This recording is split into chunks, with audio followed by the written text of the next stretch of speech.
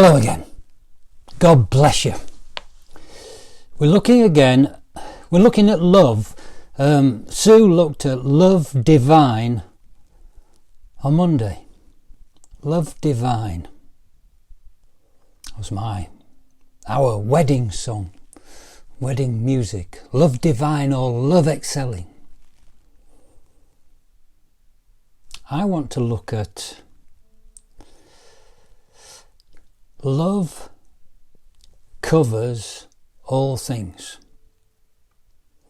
I didn't intend to talk on that, but things changed yesterday. My thought was, each morning when I wake up, I have on my mind a dozen or so scriptures, and I recite them to myself while I'm waking up before I get out of bed to make a cup of tea. And number one on there starts off, no. I tell myself, I speak to myself, no. In all things, you are more than a conqueror through him who loved you.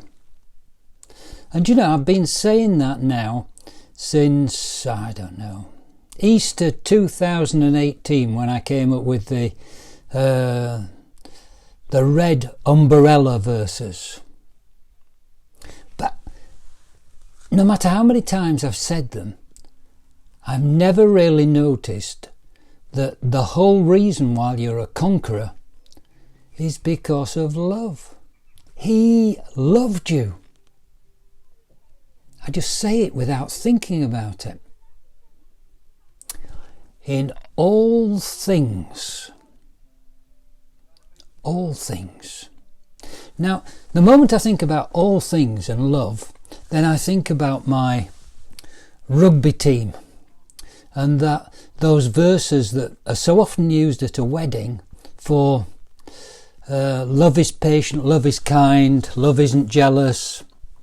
The whole 15 of these, that's why I call them my rugby team. I've got my rugby team here, you'll see it back to front. Look, it's a rugby union team because it goes up to number 15, the full back. Love never fails. But the one I want to look at is this one. And you can't read it, but it's the first of the backs when the ball gets passed out and there's freedom. Pass from the centre to a centre before it goes to the wing. Love covers all things. Now on my sheet I've got it down as love protects all things.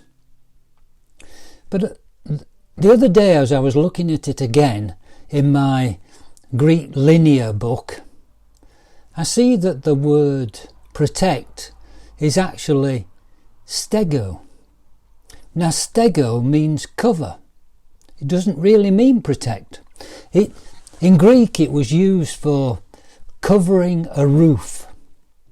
It was a thatched roof, a cover for it. Stego and words around it. So as we set off on in our family bubble for our last venture before the children go back to school, we went over again to the stepping stones in Yorkshire, Ben Ridding. And we got there and I thought it would just give a bit of light relief for people to run over and run back again. But there was a problem, because in the middle one of the stones had been washed away. So the only way they could get over it was at one point to take the shoes off and socks off and actually walk through the river wharf, which is running quite quickly. So it made it an interesting challenge for people. But then the interesting thing was, if we'd have arrived 20 minutes later, the steps would have been covered. It was amazing to watch. You didn't really notice it. It crept up on you. They were still going backwards and forwards over the steps when all of a sudden the level of the river started to increase quite dramatically. It must have increased by a foot within 5 minutes. So further up the river there must have been a lot of water from the rain, because when we were there we were in bright sunshine. So the stones were covered in silence. And that's the way God looks after us. God is love.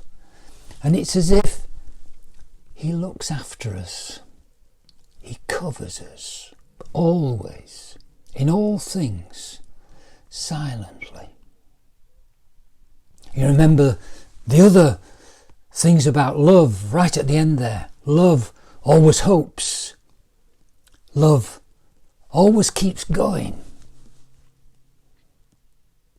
I've forgotten the other one. Let me look it up quickly. It always believes, always hopes, always keeps going. There's 4 of them. Now the strange thing was, as we were driving home in the evening, it was a nice evening, and then suddenly the clouds went black and we were coming back on the M65.